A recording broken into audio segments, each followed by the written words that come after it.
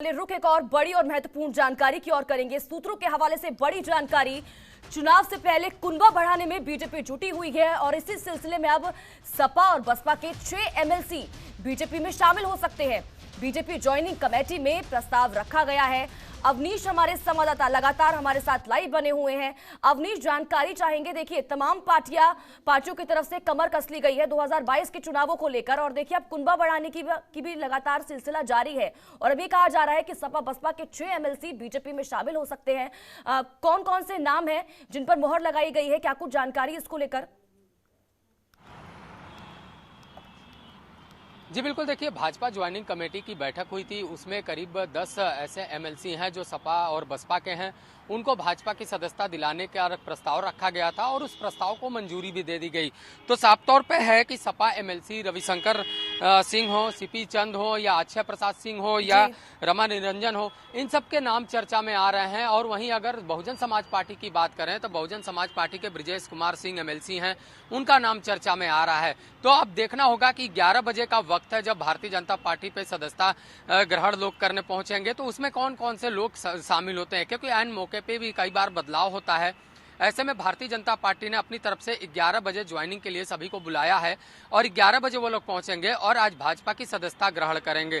तो एक बड़ा झटका होगा, क्योंकि विधानसभा चुनाव में जोड़ तोड़ की जो कवायद है वो चल रही है। समाजवादी पार्टी में भी कई लोग जा रहे हैं, बहुजन समाज पार्टी की सदस्यता ले रहे हैं।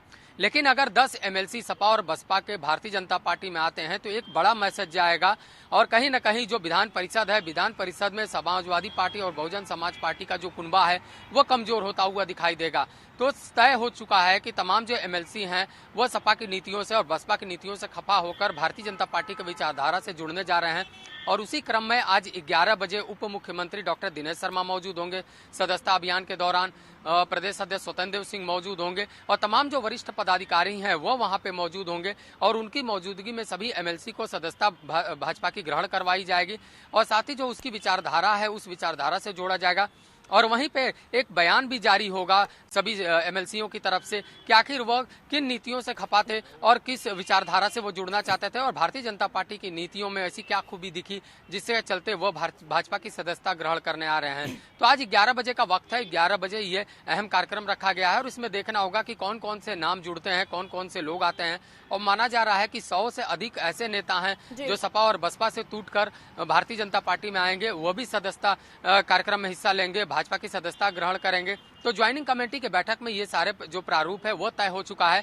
अब खुलासा होना है नामों का कि आखिर वो नाम कौन से आते हैं जो आज भाजपा की सदस्यता ग्रहण करेंगे। चलिए अवनीश, बहुत बहुत शुक्रिया इन तमाम जानकारी के लिए। आप नजर बनाए रखें, आपसे आगे भी जुड़ेंगे और अपडेट लेंगे। खबरों के निष्पक्ष विश्लेषण के लिए सब्सक्राइब करें Janatantra TV and press the bell icon. Never miss any update.